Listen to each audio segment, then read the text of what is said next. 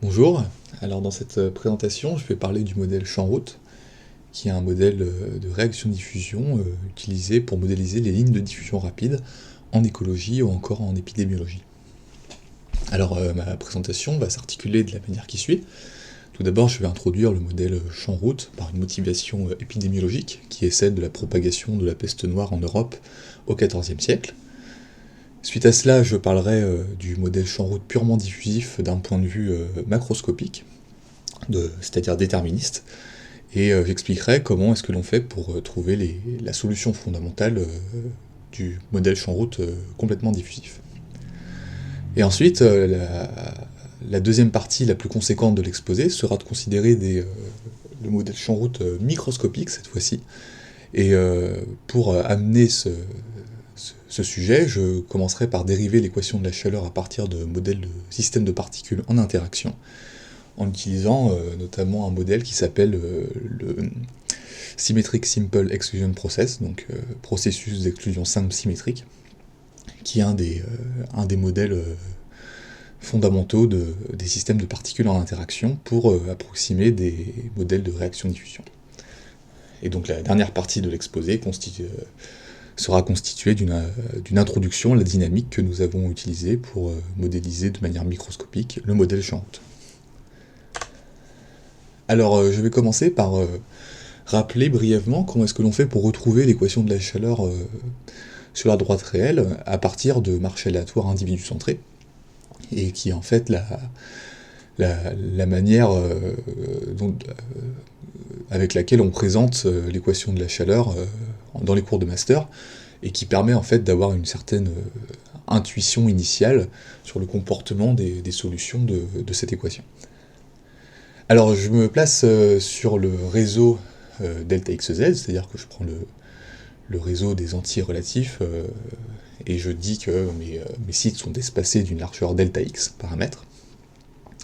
Et je place un individu initialement au point 0, et je vais lui imposer la dynamique discrète suivante. À tous les pas de temps discrets, je vais imposer à mon point de sauter avec probabilité 1,5 sur un de ces deux sites adjacents, donc à sa gauche ou à sa droite. Et donc maintenant, si je note V de Tx, la probabilité que mon individu se place au site X à l'instant T, et bien par la loi des probabilités totales, ainsi que quelques modifications algébriques élémentaires, je peux me retrouver avec cette expression-ci pour ma fonction V de Tx, où l'on peut reconnaître dans le membre de gauche un taux d'accroissement en temps, et dans le membre de droite un Laplacien discret en espace. Alors ce que je vais faire maintenant, c'est que je vais envoyer mes pas d'espace et pas de temps delta x et delta t à 0, tout en préservant donc ce ratio parabolique, là, pas d'espace au carré sur 2 pas de temps, comme étant constant. Donc en fait, il faut juste ne pas le faire disparaître, ni le faire exploser. Parce que en fait, il y a un certain lien à conserver entre l'espace et le pas de temps. Si vous envoyez le pas d'espace à 0 trop vite par rapport au pas de temps, ce qui va se passer, c'est que la marche aléatoire va complètement se comprimer en un point, et la dynamique ne sera plus du tout apparente. Et à l'inverse, si vous envoyez le pas d'espace trop lentement par rapport à 0 par rapport au pas de temps, eh bien la dynamique va être trop nerveuse, et on ne pourra pas empêcher le point de s'échapper à l'infini. Et donc du coup, pour rester dans un cadre où le point bouge tout en restant borné en espace, on a besoin d'imposer donc à ce ratio parabolique, pas d'espace au carré sur pas de temps, à converger asymptotiquement vers une constante. Voilà, donc je reparlerai un petit peu par la suite, parce que c'est un aspect assez important dans les limites d'échelle. Bon, en tout cas, si j'impose donc à ce ratio parabolique de converger vers 1, par exemple, eh bien, mon membre de gauche va tendre vers la dérivée temporelle de V, tandis que le membre de droite va tendre vers le Laplacien de V, et si bien que à la fin, je me retrouve avec l'équation de la chaleur pour mon inconnu V. Alors, je vais maintenant m'approcher du modèle Champ-Route et lui donner maintenant une motivation épidémiologique qui est celle de la propagation de la peste noire au XIVe siècle. Alors, vous voyez sur cette carte ici, la propagation de la peste noire dans les années 1350, qui initialement est venue de l'Orient par la ville de Kaffa, et qui a profité des routes de la soie, qui étaient des grands axes commerciaux reliant l'Orient et l'Occident, pour accélérer sa propagation en espace en Europe. Et donc, pour modéliser ce type de ligne de diffusion rapide en écologie et en dynamique des populations, eh bien, Henri Beresticki, Jean-Michel Roquejoffre et Lucas Rossi ont proposé le modèle Champ-Route, qui est le suivant. Alors, ce modèle est en fait un système de DP parabolique, où on a deux inconnus, U et V. Alors, pour l'inconnu V, elle représente en fait donc U et V en fait représentent des densités de population, et sur deux domaines différents que l'on va appeler pour le champ pour la densité V, et la route pour la densité U. Alors le domaine de V est ce qu'on appelle le champ, donc, et est le demi-espace Rn-1 croix R plus étoile, représenté ici en vert, tandis que la route, le domaine de la route, est le bord du champ, c'est-à-dire l'hyperplan Rn-1 croix 0, qu'on peut identifier à Rn-1. Alors dans le champ, les individus diffusent avec un certain coefficient de diffusion petit d, et sur la route, les individus diffusent avec un coefficient de diffusion grand D. Et donc pour modéliser l'effet ligne de diffusion rapide, on impose à D d'être beaucoup plus grand que petit d. Et en fait, ce que l'on observe, c'est que dans le papier original de Beresticki, Roquejoffre et Rossi, il a été montré que lorsque le ratio grand D sur petit d dépasse 2, eh bien, on a des accélérations de propagation pour l'équation de Fischer-KPP lorsque une réaction de type Fischer-KPP est introduite dans le champ ici. Alors, ce modèle est aussi intéressant pour la manière dont il couple les inconnus, et je vais détailler ça immédiatement. Pour coupler donc nos inconnus U et V, on utilise la condition de bord sur le champ et une fonction de réaction sur la route. Alors plus précisément, sur le bord du champ, on impose une condition sur le flux rentrant, qui est une condition de bord de type ρ, c'est-à-dire que l'on impose au flux d'être linéairement dépendant de la densité sur le bord, avec un terme source mu qui provient de la route. Et donc pour conserver la masse des individus globalement sur tout le système, eh bien on impose une réaction antagoniste au flux rentrant dans le champ, et vous voyez qu'en fait la réaction imposée est exactement l'opposé du flux entrant dans le champ. De sorte que mu rentre dans le flux entrant dans le champ et est ponctionné depuis la route, et inversement, nu v rentre sur la route et contribue négativement au flux rentrant, donc c'est-à-dire qu'il est ponctionné du champ. Alors donc maintenant je vais expliquer une technique qui va nous permettre d'expliciter les solutions de ce système champ-route. Alors dans cet exemple-ci, je vais le montrer pour l'équation de la chaleur en demi-espace avec une condition de bord de type Robin homogène, c'est-à-dire qu'on a 100 sources. Donc ce qui revient essentiellement à prendre mu égale 0 pour le modèle champ-route, c'est-à-dire qu'on découple dans un sens le champ et la route, et on ne permet plus que les sorties du champ. Alors je me présente cette méthode pour ce modèle de chaleur en demi-espace, puisque c'est essentiellement plus simple, mais que la technique utilisée est essentiellement la même. Alors l'outil principal utilisé pour dériver la solution de l'équation de la chaleur en demi-espace est une double transformée intégrale. On fait du Fourier sur la variable x, donc je rappelle, on a une variable temporelle qui vit positivement, et une variable spatiale qui se découpe en un x et un y. X vit dans Rn-1, et y vit dans R plus étoile, donc comme présenté ici. Donc x vit dans Rn-1, y dans R plus étoile. Et donc du coup, on fait du Fourier dans toutes les directions qui sont possibles, c'est-à-dire dans toutes les directions de x, puisque y, étant donné qu'il ne vit que sur y positif, eh bien on ne peut pas faire du Fourier sur y. Donc c'est la première partie de notre transformée intégrale, du Fourier en x, et la deuxième partie, c'est du Laplace sur la variable temporelle. Donc d'un point de vue notation, j'ai noté la transformée de Fourier avec un chapeau pointu, et la transformée de Laplace avec un chapeau arrondi. Bien, alors maintenant je vais prendre mon équation d'intérieur, l'équation de la chaleur, que je vais passer à la transformée de Fourier-Laplace. Et maintenant je vais utiliser les propriétés fondamentales de ces deux transformées intégrales, qui essentiellement, par des intégrations par partie, permettent de casser les opérateurs de dérivée en les transformant en des objets algébriques. Alors plus précisément, la transformée de Fourier sur x va par deux intégrations par partie nous faire sortir deux fois le xi, qui va nous faire donc apparaître un moins xi carré ici, fois le Fourier de notre solution.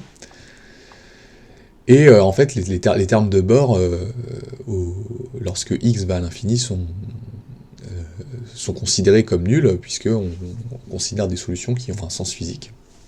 Et ça permet en fait d'éliminer les solutions de type Tikhonov, qui ont des croissances non physiques, enfin qui n'ont pas de sens physique aux infinis. Ensuite, la transformée de Laplace, donc de même, par intégration par partie, va nous casser la dérivée temporelle en faisant sortir un moins s, la transformée de Laplace de notre solution. Mais comme la transformée de Laplace, par sa définition, est intégrée entre 0 et l'infini, on va avoir un terme de bord temporel qui va apparaître en t égale 0 et qui correspond en fait à la donnée initiale de notre solution. Finalement, du coup, on se retrouve avec une EDO linéaire d'ordre 2 en y, puisqu'on n'a pas touché aux dérivées spatiales en y, pour notre transformée de Fourier-Laplace de la solution de notre problème. Donc c'est une EDO d'ordre 2 en y non homogène. Alors maintenant, du coup, il va falloir fixer 2 degrés de liberté pour cet inconnu, et on aura exactement les solutions. Alors, plus précisément, le premier degré de liberté que l'on fixe pour cette EDO est la condition de bord en y égale 0. Donc en imposant la condition de bord, on fixe un degré de liberté, et en imposant la disparition asymptotique de notre solution lorsque y va à l'infini, ce qui permet encore une fois d'éliminer les solutions de Tikhonov, va nous fixer le deuxième degré de liberté. Donc au final, on obtient quelque chose d'explicite pour la transformée de Fourier-Laplace de notre solution, et il reste à aller rechercher dans les tables de Fourier de Laplace si l'expression trouvée pour la transformée de Fourier-Laplace de notre solution va matcher avec des formes connues de transformée de Fourier et de Laplace. Donc au final, pour l'équation de la chaleur en demi-espace, on se retrouve avec notre solution V de Txy comme l'intégrale sur le domaine, sur le demi-plan, de notre donnée initiale V0, fois une certaine fonction qui va être la solution fondamentale du problème. Alors la technique pour trouver la solution du modèle champ-route est essentiellement la même, à la différence près qu'on ne peut plus écrire notre solution comme l'intégrale de la donnée initiale contre une certaine solution fondamentale, mais notre solution prend cette forme-ci qui est un peu surprenante. Alors, tout de suite, j'ai des premiers commentaires à faire au niveau de l'écriture. Vous voyez que interviennent dans ces expressions les fonctions grand V et grand U, qui ne sont autres que les solutions de l'équation de la chaleur pour les problèmes découplés. Donc grand V qui correspond à l'équation de la chaleur en demi-espace pour la partie du champ, et grand U qui correspond à l'équation de la chaleur sur l'hyperplan de la route pour U. Alors, donc en fait, ça justifie également le fait que l'on ait dérivé l'équation de la chaleur en demi-espace, puisqu'en fait, on a quand même besoin de connaître cette expression-ci pour pouvoir finalement avoir une expression explicite des solutions du modèle champ-route. Alors j'attire votre attention sur un autre élément qui intervient dans l'expression de la solution, qui est cette fonction grand lambda ici, et que l'on peut interpréter comme un noyau d'échange de la route vers le champ. Alors plus précisément, si l'on prend en donnée initiale V0 U0 égale 0 et une masse de Dirac, eh bien on peut se rendre compte que si on prend une masse de 0 pour V0, eh bien la fonction V ici du problème linéaire de l'équation de la chaleur en demi-espace va être identiquement nulle. Donc on va éliminer ce terme ici, éliminer cette double intégrale ici, si bien qu'il va nous rester à une constante près l'intégrale de lambda contre une masse de Dirac, donc essentiellement lambda. Et donc avec les mains, en fait, on a en quelques lignes que en fait, ce grand lambda est la solution V observée en mettant en donnée initiale une donnée initiale de type masse de Dirac. Et donc en ce sens, cette fonction grand lambda joue le rôle d'un morceau de la solution fondamentale du modèle champ-route. Et finalement, si on regarde où est-ce que l'on met une masse de Dirac sur la route, et on observe ce qui se passe dans le champ. Donc c'est pour ça que l'on dit que c'est un noyau d'échange, parce que on met une masse de Dirac dans un des deux domaines, et on regarde ce qui se passe dans l'autre domaine. Ok. Alors donc, ce théorème clôt donc la partie déterministe de l'exposé, et donc je vais essayer tranquillement de passer sur la partie stochastique, et donc avec ce slide qui va me permettre de motiver l'utilisation de systèmes de particules à temps continu. Alors oui, ici j'ai représenté la petite simulation que j'ai utilisée pour introduire le modèle champ-route. Et je signale que cette simulation est purement illustrative et n'a aucune raison de converger vers le modèle continu du champ-route. Alors plus précisément, on peut se poser la question de est-ce que pour l'équation de la chaleur en demi-espace, si je prends ma marche aléatoire individu centré à pas d'espace et pas de temps discret que j'ai introduit au début, est-ce que si je tronque en x égale 0 et que j'impose à ma particule de rebondir avec une proba lambda et de sortir avec une probabilité 1 lambda, est-ce que je pourrais potentiellement retrouver une équation de la chaleur en demi-espace avec certaines conditions de bord de type proba? Alors intuitivement, on se dit que si lambda égale 1, et on va retrouver donc avec un rebond systématique des conditions de bord de type Neumann. Si lambda égale 0, on va sortir systématiquement, donc on se dit qu'on va trouver une condition de bord de type Dirichlet. Et puis si on prend lambda entre 0 et 1, on pourrait se dire qu'on trouve des conditions de bord de type Robin qui sont interpolées entre Neumann et Dirichlet. Alors en fait, on a essayé de retrouver cette équation de la chaleur en demi-espace à partir de cette dynamique, et en fait on s'est cassé les dents dessus, et on s'est petit à petit rendu compte que le problème venait du scaling parabolique imposé pour retrouver le Laplacien à l'intérieur du domaine. Donc le scaling parabolique, qui je le rappelle, est pas d'espace au carré sur pas de temps, qui reste borné et non nul. Alors en fait, ce qui se passe, c'est que pour l'équation de la chaleur, étant donné que l'on avait uniquement le Laplacien à retrouver dans l'évolution, on pouvait se permettre de faire cette hypothèse de scaling parabolique. Cela dit, maintenant que l'on a à la fois du Laplacien intérieur et à la fois des conditions de bord, en fait, on a une incompatibilité de scaling entre ces deux phénomènes. Et donc on s'est rendu compte que les phénomènes de diffusion à l'intérieur et les phénomènes de bord ne pouvaient pas se produire aux mêmes échelles spatio-temporelles. Et c'est la raison pour laquelle on a besoin à ce moment-ci d'introduire des marches aléatoires à temps continu.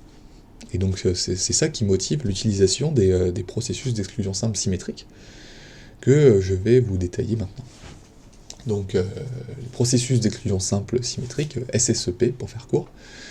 Alors, qu'est-ce que ça signifie ? Symétrique signifie qu'on saute essentiellement à moyenne nulle, hein, donc autant vers la gauche que vers la droite, c'est-à-dire que nos modèles ne vont pas avoir de drift. Et exclusion simple signifie que on va avoir des sites, et les sites peuvent accueillir au plus une particule, ce qui va en fait s'avérer très pratique dans les calculs, puisque ça va empêcher certaines quantités d'exploser. Alors il existe d'autres processus de système de particules, où là pour le coup on peut empiler les particules sur les sites. Alors certes, même si ça glane plus de modèles, il y a des risques de surconcentration de particules sur les sites, et donc on doit à tout moment s'assurer que les quantités n'explosent pas. Et donc en première approche de système de particules, l'exclusion simple est vraiment très appropriée et beaucoup plus simple à manipuler. Donc je vais vous montrer ici comment est-ce que l'on va faire pour retrouver l'équation de la chaleur sur le tore continu. Donc c'est-à-dire essentiellement que je vais retrouver l'équation de la chaleur sur le segment 0,1 avec des conditions de bord de type périodique. Donc mon but est donc de retrouver cette équation de la chaleur sur le tore à partir d'un SSEP.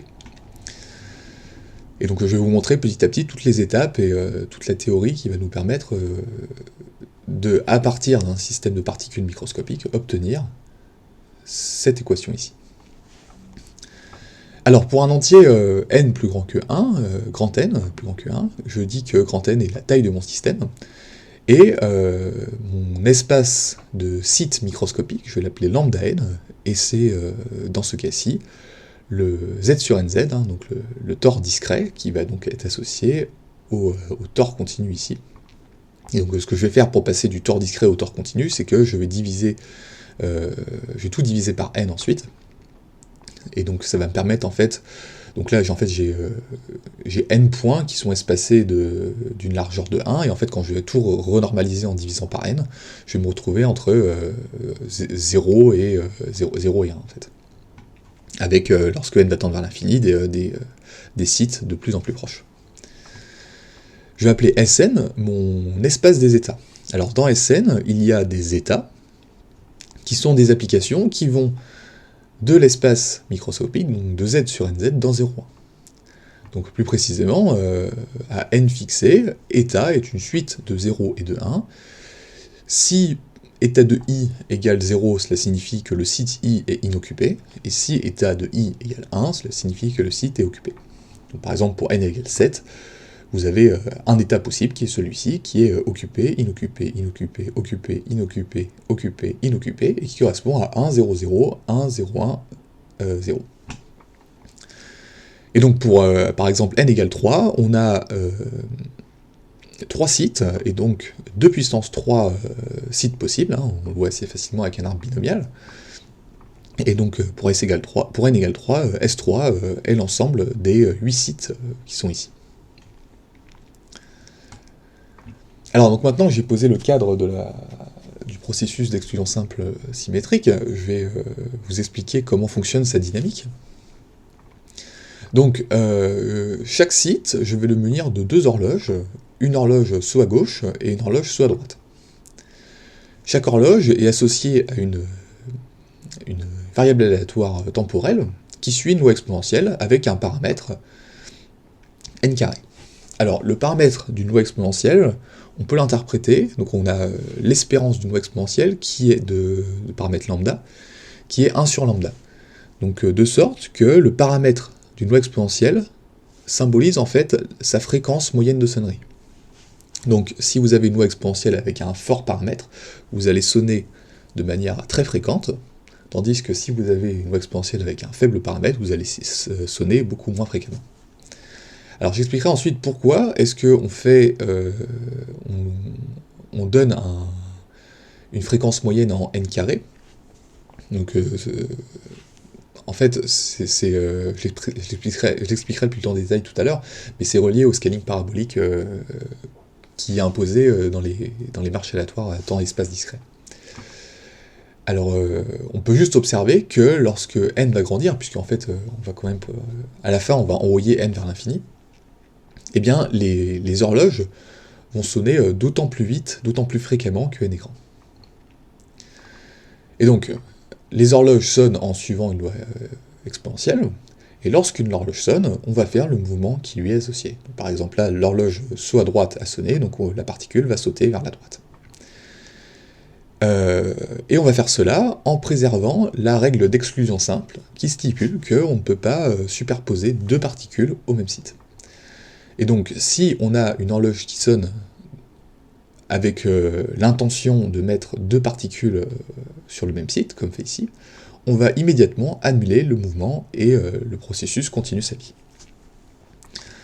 Donc cette évolution, partant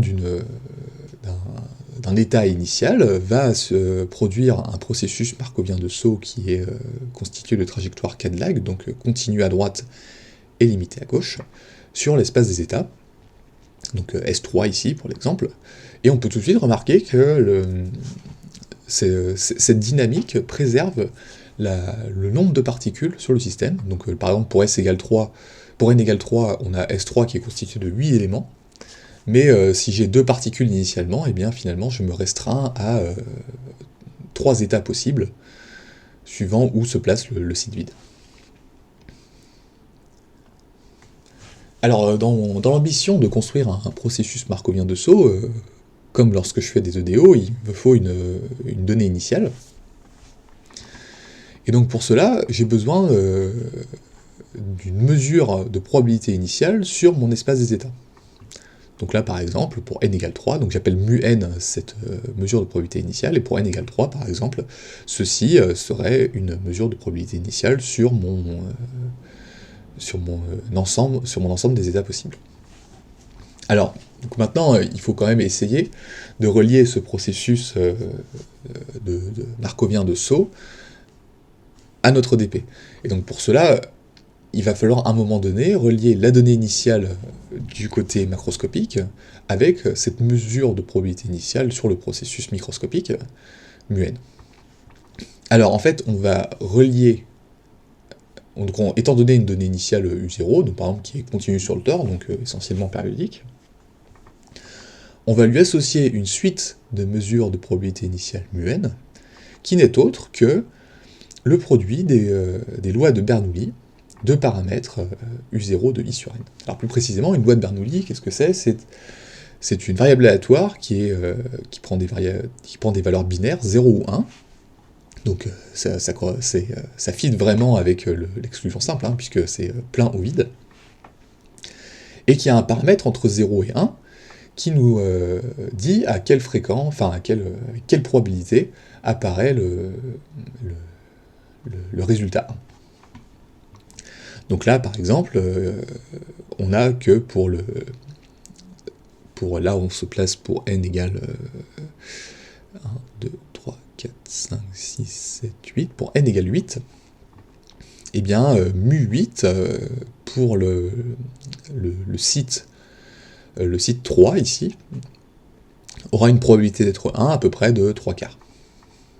Voilà, et donc en fait, en posant mu n, qui est égal le produit des Bernoulli, de paramètres la fonction évaluée en I sur n, alors I sur n, parce qu'en fait, on fait du scaling, parce qu'en fait, I est microscopique, I sur n est macroscopique. I varie de 0 jusqu'à n, et donc on se ramène à 0,1 en divisant par n. Et donc, du coup, en prenant cette suite de mesures de probabilité mu n comme ce produit de Bernoulli, eh bien, en un certain sens, on peut faire converger cette suite de mesures de proba vers notre donnée initiale U0. Alors, j'attire votre attention sur le fait que notre donnée initiale U0 doit être bornée par 1, puisque en fait, sinon, la loi de Bernoulli d'un paramètre plus grand que 1 n'a pas de sens, en fait. Voilà, et donc ici, donc maintenant, cela clôt le côté de la donnée initiale de notre processus markovien de saut. Et donc maintenant, il faut imposer une dynamique, et la dynamique d'un processus markovien de saut est associée à un opérateur que l'on appelle le générateur infinitésimal, ici Ln, qui prend des fonctions f en argument, et ces fonctions f, ce sont des fonctions qui vont de l'espace d'état à valeur réelle, et qui renvoient à la fin une valeur réelle. Donc, typiquement, par exemple, on peut prendre pour f, étant donné, donc f mange un état, et renvoie, par exemple, la valeur de l'occupation de l'état i, par exemple. Et donc, c'est essentiellement même ce qu'on fait de manière assez directe pour commencer à écrire des choses. On évalue, on prend f qui sont les projections des états sur un site I, et ça nous donne un certain nombre d'informations. Voilà, et donc en fait, ce générateur infinitésimal va correspondre du côté macroscopique au Laplacien. Alors dans ce cas-ci, parce que dans le cadre que je présenterai tout à l'heure, où on a des conditions de bord, en fait, Ln est un peu plus général et englobe à la fois le Laplacien et à la fois les conditions de bord, en fait. Voilà, et donc j'accélère mon générateur par n carré, ce qui correspond à mettre n carré sur en fréquence de sonnerie des horloges. Donc de manière plus générale, en fait, je mets le taux de fréquence des horloges à ce niveau-là, en fait.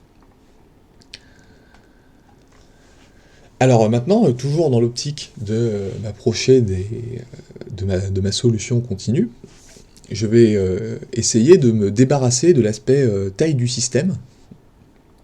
Donc la taille du système de particules, je vais essayer de cette information grande, donc c'est-à-dire grand N, j'aimerais bien m'en débarrasser. Et donc c'est pour ça que je vais passer aux mesures empiriques.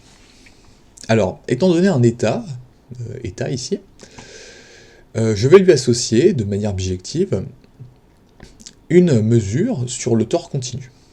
Alors plus précisément, je vais appeler cette mesure πn de état, et cette mesure πn de état n'est autre que une somme de masse de Dirac placée là où se trouvent les particules, renormalisée par 1 sur n, de sorte à ce que la masse totale de cette mesure soit bornée par 1. Puisque vous voyez ici que vous avez, dans le pire des cas, état I vaut systématiquement 1, donc vous sommez des masses de Dirac, donc qui sont toutes de masse 1, et sur l'ensemble des sites, vous avez combien de sites? Vous en avez n, donc ce truc ici est de masse maximale n, et vous renormalisez par 1 sur n, donc vous êtes borné par 1. Et donc du coup, cette mesure empirique associée à l'état état vit dans M matcal, qui est l'ensemble des mesures positives bornées par 1 sur le tore continu. Alors dans cet exemple, par exemple, vous avez état qui est donné pour n égale 6, qui est donné par 1, 0, 1, 1, 1, 0, et donc la mesure empirique qui lui est associée, et donc les masses de Dirac placées où se trouvent les particules, c'est-à-dire en 0, en 2, en 3 et en 4. Donc ici 1 est redevenu 0, puisqu'on est sur le tore, renormalisé par 1 sixième, puisqu'on a n égale 6. Voilà, et donc ça, c'est la mesure empirique d'un état fixé, mais je peux très bien considérer le processus transféré, donc mon processus état t, transféré par l'application πn de état. Et donc du coup, maintenant, ce nouveau processus vit dans l'ensemble des mesures positives bornées par 1 sur le tore. Voilà, donc la simu que j'ai présentée sur le slide précédent, je l'ai remise ici, et donc au lieu de se concentrer sur les états de S3, je me concentre sur les mesures bijectivement associées. Alors, pourquoi est-ce qu'on fait ça? C'est que, donc de passer des états à des mesures, qui semblent en fait un cadre un peu plus abstrait, c'est que en fait, cette fonction qui a à l'état associe la πn de état, donc la mesure, contient l'information taille du système. C'est-à-dire qu'à la fin, eh bien, vous vous retrouvez avec une mesure qui est sur le tore continu et qui n'a plus aucune dépendance en n, bon, hormis dans l'écriture de sa forme. Et donc, comme πn contient toutes les informations taille du système, eh bien πn et πm, où n et m sont différents, vivent sur le même espace macroscopique et sont à présent comparables, ce qui n'était pas le cas pour deux états sur Sn et Sm.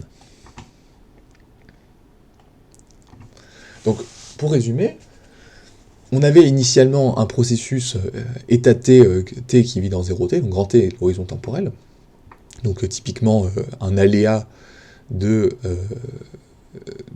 l'ensemble, alors l'ensemble D de 0t Sn et l'ensemble des trajectoires qui sont k de lag de 0t à valeur dans l'espace des états Sn, et que l'on mesure avec une probabilité Pn mu n. Et donc du coup, Pn-Mun mesure la vraisemblance d'apparition des trajectoires en fait. Et donc vous avez un aléa ici, de d de 0tsn, qui n'est autre qu'une trajectoire parmi tant d'autres dans l'ensemble des trajectoires k de lag de 0t valeur espace d'état. Et donc, comme je l'ai dit tout à l'heure, ce que l'on fait, c'est qu'on associe la mesure empirique de chaque état est associé à sa mesure empirique, si bien que cet aléa ici est transféré par l'application mesurable Pn sur ce nouvel aléa qui est la mesure empirique associée à ce processus ici. Et donc du coup, mon nouveau processus ici, Pn de t, vit dans d de 0t m, c'est-à-dire l'ensemble des trajectoires k de lag sur 0t, à valeur cette fois-ci mesure positive bornée par 1 et sur le tor, que l'on mesure plus avec Pn-Mun, mais avec Qn-Mun. Alors, pour mettre un peu de rigueur dans la définition de Qn-Mun, on dit que Qn-Mun est la mesure image de Pn-Mun à travers l'application mesurable Pn. Alors plus précisément, si je me donne un mesurable dans d de 0tm, eh bien Qn de ce mesurable n'est autre que Pn-Mun de l'image réciproque de A par l'application Pn. Alors, on peut noter qu'en fait, cet ensemble rose ici, d de 0t à valeur mesure positive bornée par 1 sur le tor continu, ne contient pas seulement des processus de mesure atomiques, comme ici, avec des masses de Dirac, mais aussi des processus de mesure qui sont absolument continus par rapport à Lebesgue, et en particulier V de Tx dx, qui est représenté ici, où V de Tx est la fonction que je veux sur le tor continu, et peut être en particulier la solution de mon problème. Donc en fait, ma solution de mon dp de l'équation de la chaleur se trouve en quelque sorte, quelque part ici, que je l'ai représenté ici. Et ce qui va se passer en fait essentiellement, c'est que à mesure que n va grandir, on va avoir de plus en plus de sites sur l'espace microscopique, de sorte qu'en fait, macroscopiquement, sur le tor continu, on va avoir de plus en plus de masses de Dirac qui vont pousser dans tous les sens. Et à la limite, ce qui va se passer, c'est que ce processus de mesure atomique va converger vers un processus de mesure absolument continu par rapport à Lebesgue, de densité V, et dont la densité sera la solution faible de notre équation de la chaleur sur le tor. Alors voilà, donc je rappelle, donc Qn-Mun mesure la vraisemblance d'apparition des trajectoires du processus. Et donc vous voyez, j'ai représenté ici la répartition de cette probabilité Qn-Mun sur l'ensemble des trajectoires de 0t à valeur mesure sur le tor continu.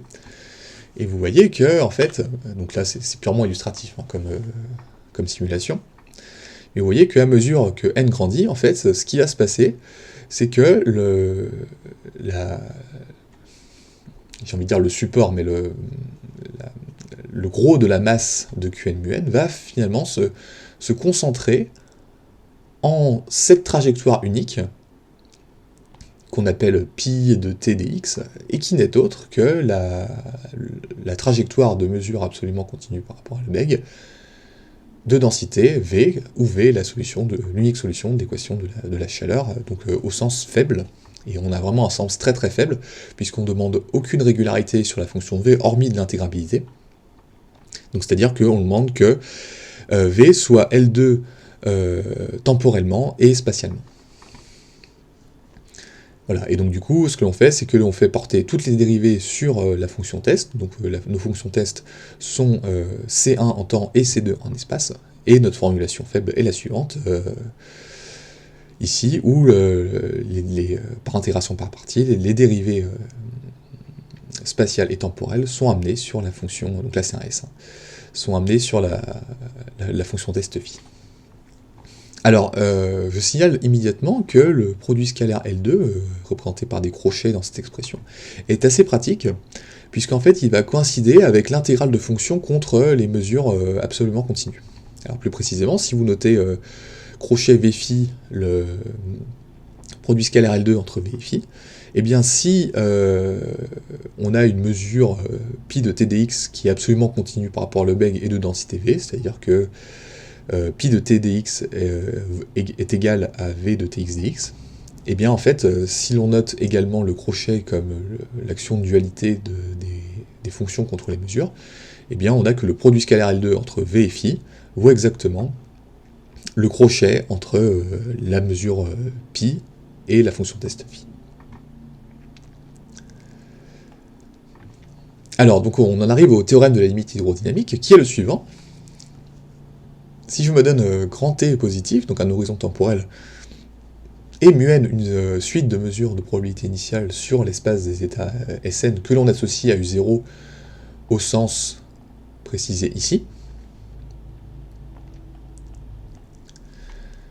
et que l'on considère le processus état T, le processus markovien de saut associé à la mesure de probabilité initiale μn et la dynamique donnée par le générateur Ln, alors la mesure de probabilité Qn μn, donc, qui est définie sur l'ensemble des trajectoires k de lag à valeur mesure positive bornée par 1 sur le tore continu, converge faiblement vers une certaine mesure Q infini qui est définie sur le même ensemble, qui donne masse 1 à la trajectoire pi de t dx, qui n'est autre que la mesure, le processus de mesure absolument continu par rapport à Lebesgue de densité v de tx, où v est l'unique solution faible de l'équation de la chaleur, au sens précisé ici. Voilà, et donc du coup, en particulier, on a que pour toute delta positive, donc delta va représenter un seuil de distance, tout t dans 0t et toute fonction test phi qui est c1,2, si en espace c2 en temps, eh bien la probabilité Qn μn d'observer une trajectoire pi qui sera dissidente, en le sens où la distance entre pi et v évaluée dans un sens faible, donc la probabilité d'observer une trajectoire trop éloignée de la trajectoire la trajectoire associée à notre solution, la probabilité d'observer cette trajectoire trop éloignée de notre cible va tendre vers 0 lorsque n va tendre vers l'infini. Donc c'est ce qu'on observe ici, hein, en fait, notre suite de mesures de probabilité Qn μn va venir se concentrer sur ce point orange qui est la solution, enfin qui est dans un certain sens la solution de notre équation de la chaleur, et en fait cette trajectoire dissidente ici représentée en vert pi là, va disparaître dans la zone noire, et donc la probabilité d'avoir cette trajectoire, d'observer cette trajectoire dissidente hors de ce disque de rayon delta, va disparaître lorsque n va aller à l'infini, comme on le voit ici pour n égale 1000. Alors, je vais expliquer dans ce slide la manière de procéder pour obtenir ce type de théorème. Donc les étapes écrites ici sont en fait assez classiques et fit avec pas mal de processus d'exclusion simple. Alors même si, par exemple, vous pouvez voir que l'unicité, on peut se demander pour l'équation de la chaleur si c'est pas vraiment une question très classique. Mais en fait, pour des processus d'exclusion simple plus complexes, on a à la fin des équations de diffusion quasi linéaires, la question de l'unicité se pose réellement. Alors, la première étape est de montrer ce qu'on appelle de la tension pour la suite de mesures de probabilité μn, donc dans la bonne topologie. Et donc la tension correspond en fait à de la relative compacité, ce qui assure en fait l'existence de points d'adhérence pour notre suite Qn μn. Et donc à une sous-suite près, il existe une suite convergente qui va converger vers un élément qu'on va appeler Q infini, qui est le Q infini qui va charger ma trajectoire limite. Voilà, et donc en fait, une fois que l'on a montré que l'existence de ce Q infini dans l'adhérence de la suite de mesures Qn mu n, il s'agit de montrer des caractéristiques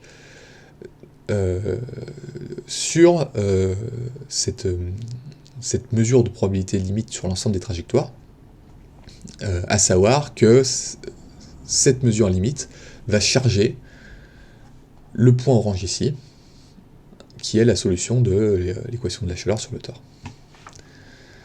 Alors, donc, une fois que l'on a montré donc l'existence de ce point d'adhérence pour la suite Qn mu n, on prend un point, donc cette adhérence est non vide, donc on a le droit d'en choisir un, et on montre que la probabilité Q infini d'observer des trajectoires absolument continues par rapport à Lebesgue vaut 1. C'est-à-dire que le support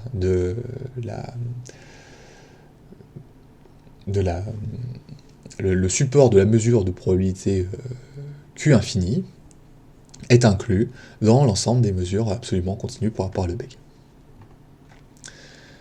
Alors ensuite, une fois qu'on est certain presque sûrement que notre mesure de probabilité Q infini charge des processus de mesure absolument continus par rapport à Lebesgue, il s'agit de montrer que les densités associées à ces processus vérifient l'équation de la chaleur. Alors plus précisément, cela correspond à l'étape 3.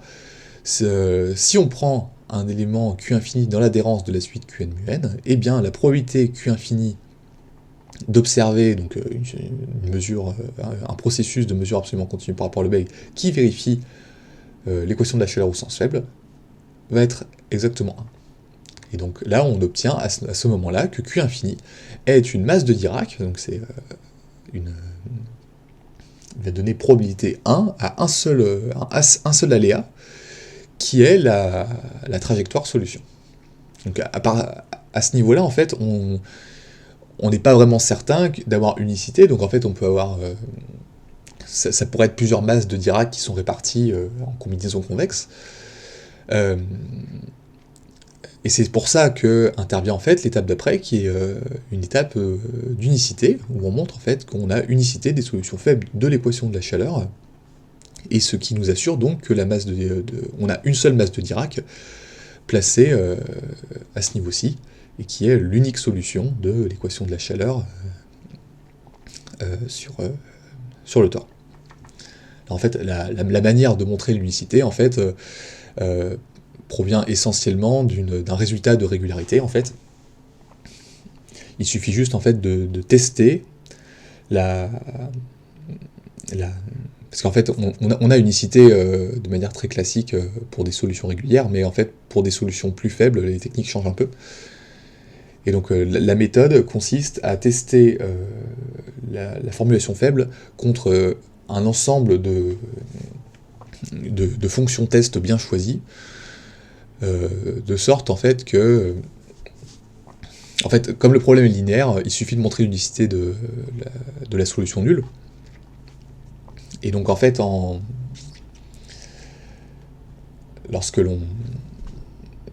testant notre formulation faible contre un ensemble assez gros de fonctions test bien choisies, on montre qu'on a une intégrale de notre solution contre toute fonction test suffisamment lisse qui vaut 0, et donc on en déduit que notre solution vaut 0.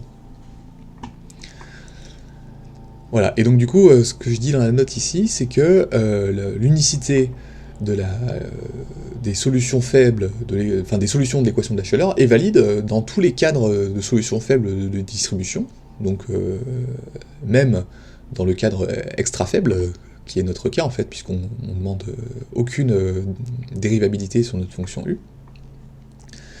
Et donc en fait, ceci est bon pour nous, parce qu'en fait, a priori, on pourrait montrer, étant donné qu'en fait, les notions de solution faible pour l'équation de la chaleur coïncident toutes, on pourrait a priori montrer que notre trajectoire limite est une solution forte. Cela dit, le moins on en prouve pour notre trajectoire limite, le plus simple c'est pour établir le théorème de la limite hydrodynamique, puisque en fait, imaginons que l'on veuille au final trouver une solution forte, eh bien il faudrait montrer, donc déjà Donc on pourrait passer par la formulation faible, mais il faudrait ensuite montrer que la trajectoire limite est C1 en temps, C2 en espace, ce qui n'est pas forcément clair a priori. Là, et bien en fait, c'est le cas, puisque on a une coïncidence des solutions faibles au sens des distributions.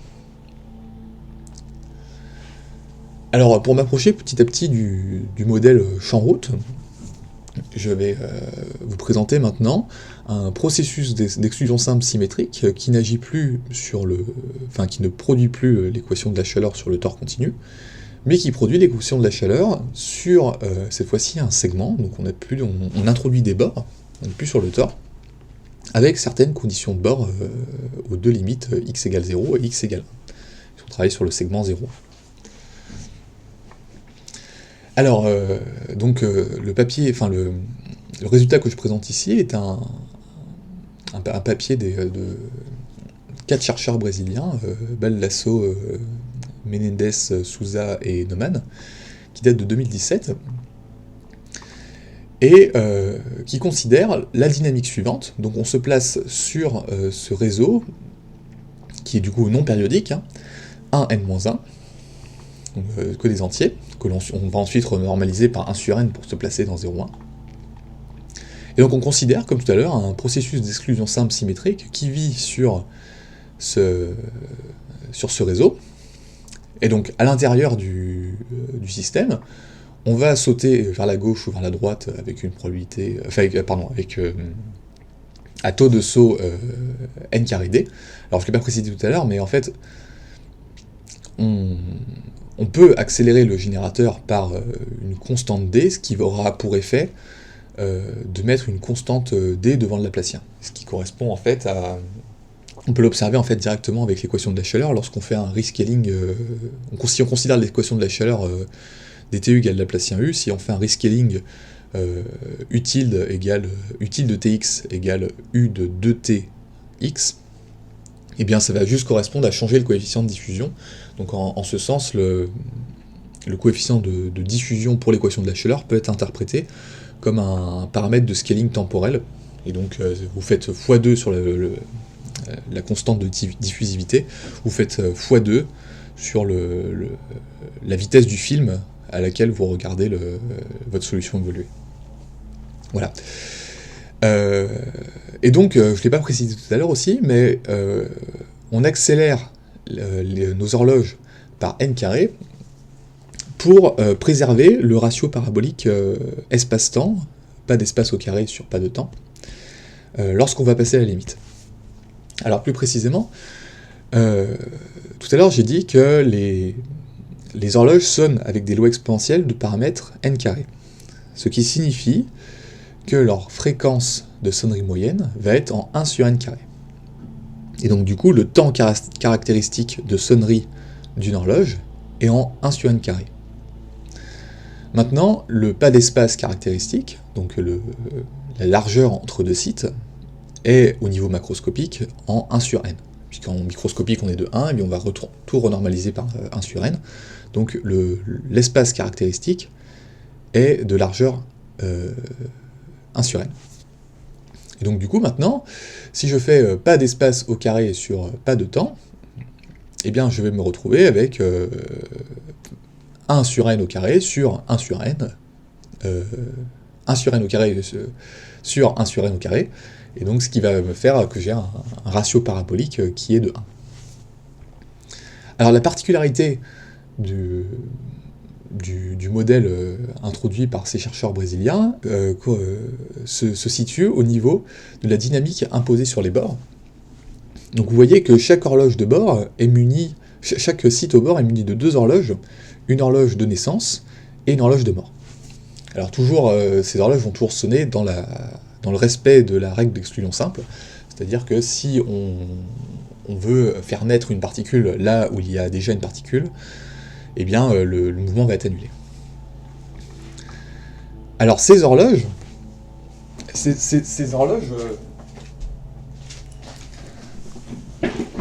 sont donc encore munis de lois exponentielles de paramètres n2 moins θ, où θ donc va être un paramètre positif, que l'on va faire varier. Et donc vous voyez que si θ égale 0, on sonne en n carré A, eh bien la dynamique de bord sonne finalement à la même fréquence que les dynamiques d'intérieur. Et ce qui va se passer lorsque θ va grandir, donc par exemple θ égale 1, vous allez sonner en n puissance 1 fois A, et donc vous allez sonner beaucoup moins fréquemment que les horloges à l'intérieur du système de particules.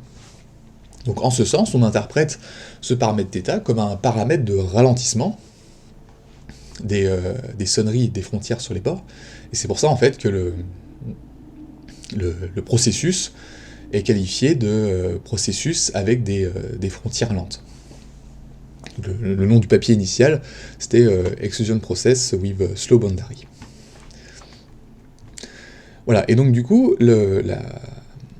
cette dynamique-ci produit donc l'équation de la chaleur sur le segment 0,1 avec des conditions de bord qui vont dépendre de la valeur de θ.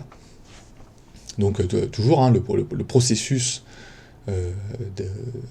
à valeur espace d'état va converger dans le sens que j'ai précisé précédemment vers le processus de mesure absolument continu par rapport à l'obeg de densité, la solution du faible de ce problème ici. Alors la condition de bord dépend de θ de la manière suivante. Si θ est compris entre 0 et 1, avec 0 inclus et 1 exclu, eh bien la dynamique de bord est trop peu ralentie pour ne pas être observée. Trop peu ralentie pour ne pas être observée. C'est-à-dire que donc, les bords sont assez rapides pour être observés, et on observe donc des conditions de bord de type le Dirichlet non homogène, c'est-à-dire que V sur le bord de gauche va valoir A, et V sur le bord de droite va valoir B, où, je le rappelle, A et B sont des constantes ici d'ajustement des horloges. Alors je précise également, A et B sont comprises entre 0 et 1, et strictement, puisqu'en fait, lorsque A égale 0 ou 1, ça fait dégénérer l'évolution macroscopique, en fait. Je l'expliquerai dans ce cas ici. Lorsque θ égale 1, on obtient un régime critique qui est finalement à l'intersection entre Neumann et Dirichlet, qui correspond aux conditions de bord de type Robin, qui nous disent en fait que le flux rentrant est un terme de forçage en A moins une quantité linéairement dépendante de la valeur sur le bord. Donc en fait vous avez une certaine proportion des individus qui sortent sur le bord qui est compensée par un terme de source, de flux rentrant en source sur le bord. Et enfin, pour θ strictement plus grand que 1, on ralentit trop les événements de bord pour qu'ils soient observés du point de vue macroscopique, si bien que, à la limite hydrodynamique, d'un point de vue macroscopique, on observe des conditions de bord de type Neumann, c'est-à-dire que, Neumann homogène même, c'est-à-dire que le flux entrant dans le système est nul. Donc en fait, on a une préservation de la masse, ce qui n'est pas le cas lorsque on considère le système microscopique, puisque vous voyez qu'on a des naissances et des morts qui vont faire varier le nombre d'individus dans le système.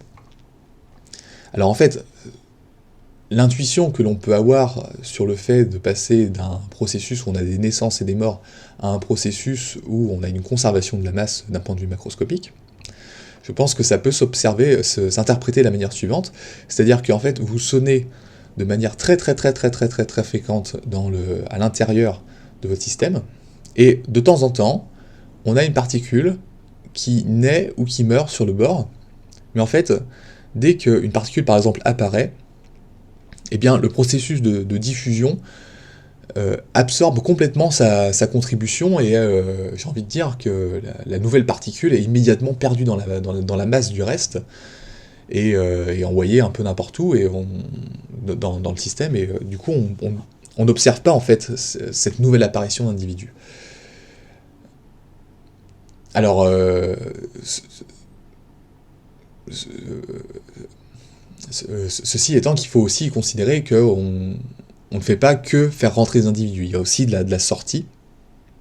Et c'est pour ça, en fait, on peut imaginer qu'il y a une espèce de compensation. C'est pour ça qu'en fait, les cas dégénérés A égale 1 et A égale 0 pourraient potentiellement poser des problèmes à la limite hydrodynamique pour retrouver des conditions de bord à masse invariante, en fait. Voilà, donc c'est une interprétation un petit peu heuristique que j'ai du passage d'un processus de naissance et de mort sur les bords à des conditions de bord de type pas de flux sur le bord. Voilà, et donc j'en arrive à la dynamique que l'on a proposée pour approximer le modèle champ-route. Alors tout d'abord, pour fitter un petit peu aux géométries de domaines qui avaient été faits précédemment, on a commencé par changer le domaine du champ-route, qui de base se place dans le demi-espace Rn-1 croix R plus étoile pour le champ, et Rn-1 sur la route, donc il y a un domaine infini de base. Donc on a commencé par le rendre fini, donc on a pris, pour x, on se place du coup sur le tore continu, et pour y, on se place entre 0 et 1.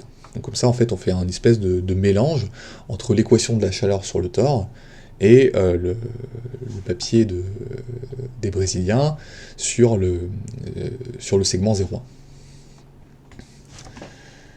Alors, la première observation, c'est que grâce à des rescalings spatiaux, temporels et sur les inconnus, on peut faire en sorte que les paramètres d'échange mu et nu soient identiques, et dans ce cas-là, on appelle ces paramètres d'échange mu égale nu égale alpha.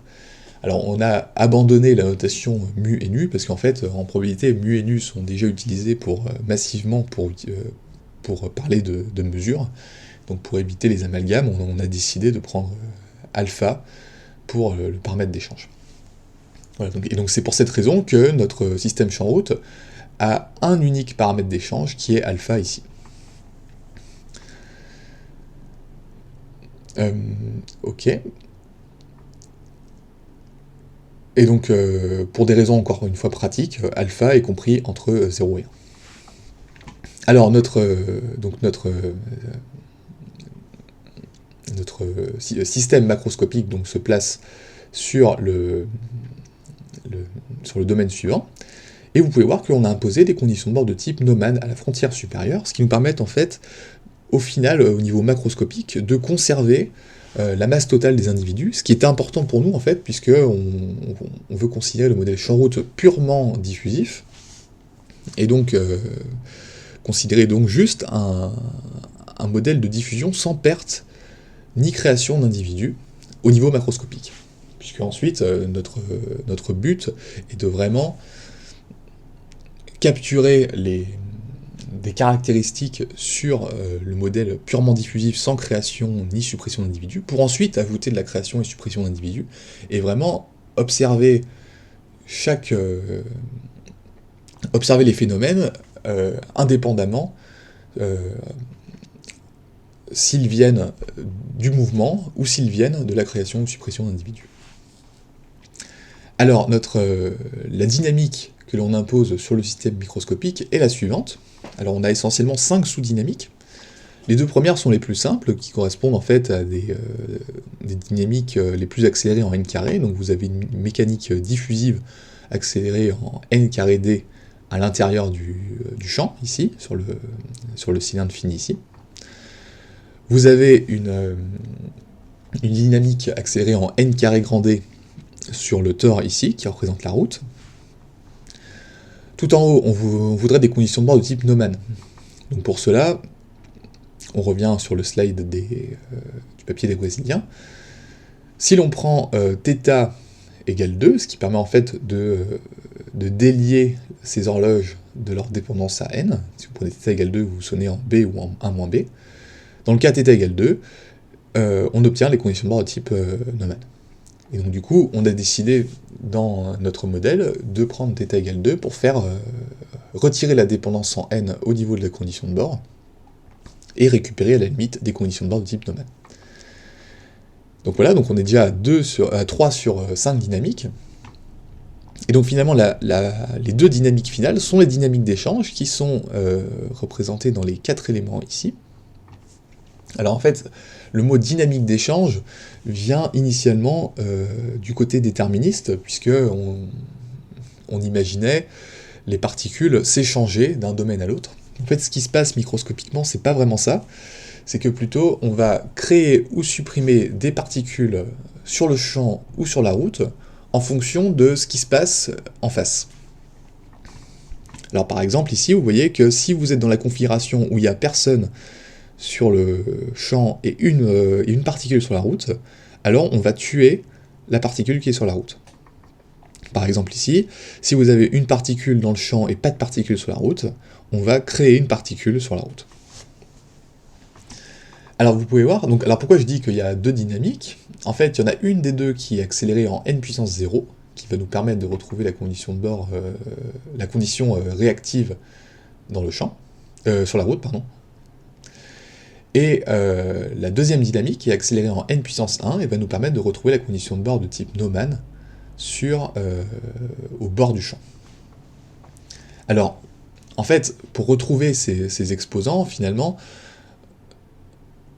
on met des exposants quelconques, on met des n puissance quelconques devant les taux de saut, et on fait les calculs, et à l'issue des calculs, il apparaît que on doit choisir certaines valeurs pour les exposants sur les facteurs accélérants n ici.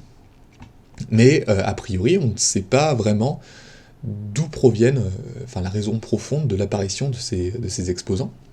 Alors, une des hypothèses était initialement que l'exposant provient de l'ordre de dérivabilité avec lequel apparaît le terme qu'il produit.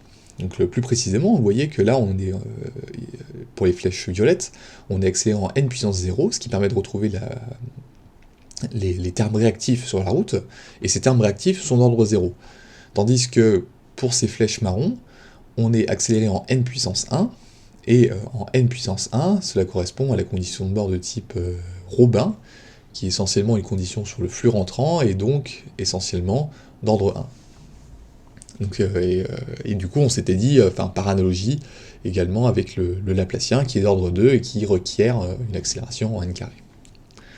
Mais bon, on n'est pas non plus complètement certain que cette hypothèse soit solide, étant donné qu'on n'a pas non plus énormément avec mon directeur, on n'a pas non plus énormément d'inertie dans les systèmes de particules en interaction.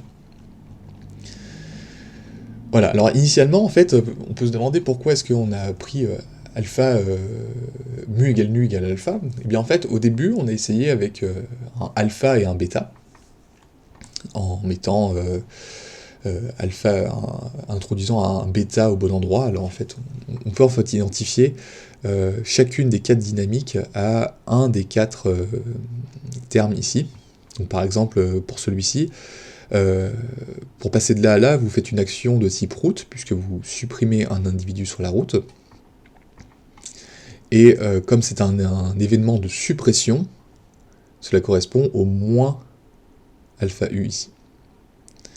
Et donc du coup, si on voulait mettre, au lieu de mettre plus alpha v moins bêta u, mais plutôt plus alpha v... au lieu de mettre alpha v moins alpha u et mettre plutôt alpha v moins bêta u, eh bien on aurait pu mettre par exemple un bêta ici. C'est ce qu'on s'était dit de base, et en fait, lorsqu'on fait ça, on observe une condition de bord, il apparaît à la limite hydrodynamique, une condition de bord non linéaire dans l'échange, et donc on a alpha v moins bêta u, et plus bêta moins alpha uv. Donc une sorte d'échange non linéaire, et qui semble apparaître en fait du fait que, pour l'exclusion simple, nos solutions sont comprises entre 0 et 1, et en fait le fait de prendre juste alpha v moins bêta u ferait que dans certains cas on pourrait sortir notre solution pourrait sortir de l'intervalle 0,1, ce qui n'est pas permis en fait par l'exclusion simple, puisqu'en fait, intuitivement, on a juste des masses de Dirac renormalisées par 1 sur n, donc au maximum, on peut se dire qu'on est borné par des masses de Dirac renormalisées par 1 sur n partout, et en fait qui correspondent à la solution identiquement. Et donc du coup, c'est essentiellement pour ça que nos solutions sont comprises entre 0 et 1, ce qui n'est a priori pas le cas pour d'autres processus tels que le Zero Range Process, où là on peut empiler des particules sur les mêmes sites, même si, comme je l'ai dit tout à l'heure, ce Zero Range Process, même s'il permet de capturer davantage de modèles par sa généralité, est plus difficile à contrôler à cause des phénomènes d'accumulation de particules en certains sites. Et donc ce Zero Range Process nécessite donc en fait plus de précautions dans sa manipulation. Voilà, et donc cette dynamique-ci produit donc au niveau macroscopique ce système champ-route sur le cylindre. Et donc c'est un résultat qui est en cours d'écriture et qui est même en voie de finalisation, et que l'on va sûrement soumettre d'ici l'été 2024. Voilà, et c'est avec ça que je termine la présentation. Je vous remercie pour votre attention, et voici les gens avec qui j'ai collaboré. Donc Mathieu Alfaro, mon directeur de thèse, Romain Ducasse, avec Mathieu, on a écrit la dérivation de la solution fondamentale du modèle champ-route. Et enfin Moustapha Mouraghi, qui est un chercheur spécialisé dans les systèmes de particules au LMRS, et qui nous a fortement aidé dans la modélisation de ce système champ-route particulier. Voilà, et donc j'ai aussi mis quelques références. Donc vous avez ici le système champ-route original introduit par Henri Béastiki, Jean-Michel Roquejoffre et Lucas Rossi en 2012. Ici vous avez le papier des Brésiliens sur l'équation de la chaleur avec des slow boundaries, donc à frontières ralenties, qui permettent de retrouver les conditions de bord de type Neumann, Dirichlet et Romain. Ici, vous avez notre papier où l'on dérive, avec Romain Ducasse et Mathieu Alfaro, où l'on dérive la solution fondamentale du modèle champ-route. Et enfin, le papier de particules sur le modèle champ-route que l'on prévoit de soumettre avant l'été. Voilà, j'ai terminé. Je vous remercie pour votre attention.